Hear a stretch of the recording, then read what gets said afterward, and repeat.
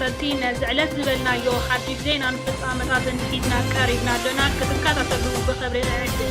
ኤርትራ ንዕደና ፖታሽ እተገልግል ማርሳ ፋጥማ ዝተባሃለት ሳልሰይቲ ወደብ ተሃንጽ ምህላዋ ተገሊጹ።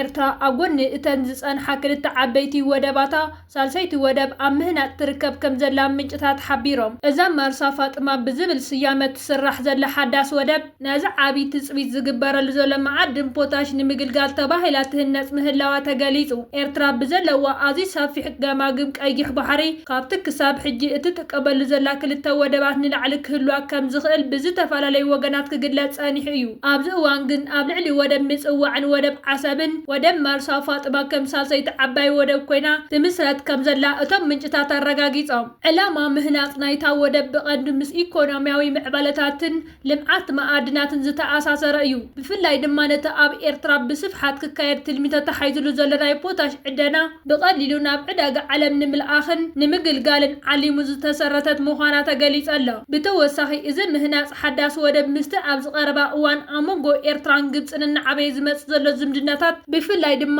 ብሸነኽ ምትእስሳር ወደባት ምትእስሳር ዘለዎ እዩ። ማርሳ ፋጥማ ኣካል ናይቲ ኣብ መንጎ ወደባት ግብፅን ኤርትራን ዝህሉ ናይ ርክባት መስመር ኮይና ክተገልግል ምዃና እውን ተሓቢሩ ኣሎ። ጉጅለ ብልጽግና ብዛዕባ ገማግም ባሕሪ ኤርትራን ወደብ ዓሰብን ዝነዝሖ ዘሎ መግለጽታት ካብ ክውንነት ዝረሓቐን ሕሱርን ክብል ሚኒስተር የማነ ኣብ ማሕበራዊ መርበብ ኤክስ ኣብ ዝጸሓፎ ጽሑፍ ገሊጹ። እቲ ሚኒስተር ፖቶማኪን ፓርቲ ኣብ ክንዲ ንውሽጣዊ ጸገማቱ ዝፈትሕ ንህዝቢ ብምስልያዊ ስርሓት ብምድንጋጽን ብምድንጋርን ይሰርሕ ከም ዘሎ ኣነጺሩ። ኣብይ ኣሕመድ ኣብ ዝሓለፈ 3 ዓመታት መቐጸልታ ብምፍራሕን ተሃዲድን ስነ ኣእምራዊ ውግእ ኣብ ልዕሊ ኤርትራ ብኽፉት ኣውጁ እዩ። ንላዕላውነት ክብሪ ሃገረ ኤርትራ ከዓ ብቑልዕ ጥሒሱ ክሳብ ላዕላውነቶም ክንቅንጦም ኢና ብምባል ብድፍረት ተዛሪቡ። ሕጂ ደኣ እንታይ ተረኺቡ እዩ ኤርትራ ኣብ ልዕላውነትን መሬት ሓድነታዊ መጥቃዕቲ ትፍጽመላ ብምባል ዝዕገርግር። እቲ ልዕሊ ኤርትራ ብኽፉት ዝተኣወጀ ኩናት ንምፍሻል ኤርትራ ሙሉእ ሕጋዊ መሰል ኣለዋ። ግን ከዓ ህዝቢ ኤርትራ ሕሳምን ዕንወትን ውግእ ስለ ዝርድኦ ንውግእ ኣይተሃንደደን። ቆልዓ ባሻሻ ግን ውሽጣዊ ቅልውላው ሃገር ስለ ዘጨንቆ ሓልታት ፋኖ ስለ ዘርዓድወን ሓልታት ትግራይ ምስ ኤርትራ ስለ ዝወገኑ ኣብ ክንዲ ኣብ ጉዳይ ሃገር ኣተኪሩ ምስራሕ ንሃገረ ኤርትራ ክውንጅል ተቐሲቡ። እቲ ብግሁድ ንዓሰብ ብሰላም እንተዘይተኻኢሉ ብሓይሊ ክንሕዞ ኢና ኤርትራ ቃዛ ክገብራ እየ እናበለ ክፍክር ዝኸረመ ሕጂ ከዓ ኤርትራ ኣብ ጉዳይ ሃገረይ ጣልቃ ተኣቶላ እናበለ ኣብ ክሲ ይጓየ ኣሎ። ናቲ ኤርትራውያን ብብዙሕ መስዋዕቲ ዝጨበጥዎ ናጽነት ብድምፆም ዘረጋገጽዎ ሉዓላውነት ኣብ ክንዲ ምኽባር ብሕጋዊ መንገዲ ምስ ጎረባብቲ ክሰርሕ ኣብ ክንዲ ምፍታንን ናብ ተሃዲድን ፈኸራን ዝተጸመደ መንግስቲ ብልጽግና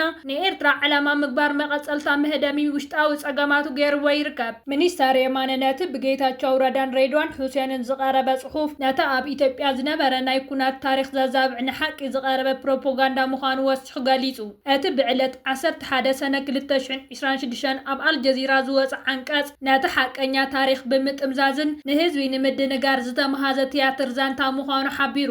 እቲ ነቐፌታ እቲ ኩናት መበገሲኡ እቲ ኣብ ኢትዮጵያ ንነዊሕ እዋን ጸንሐ ዓሌታዊ ምክፍፋል ምዃኑን ኤርትራ ድማ ብሰንኪቲ ንዓኣ ንበዓላ ዒላማ ዝገበረ ውጥን ኩናት ብጠለብ መንግስቲ ፌደራል ናብቲ ግጭት ከም ዝተሰሓበት ይገልጽ። መራሕቲ ብልጽግና ፓርቲ እቲ ኩናት ምስ ተወድአ ንኤርትራ ወግዓዊ ምስገና ኣቕሪቦምላ ከም ዝነበሩ ዘዘኻኸረ እቲ ጸብጻብ ሕጂ ግን ነቲ ታሪክ ክቕይርዎ ይፍትኑ ከም ዘለዉ ይሕብር።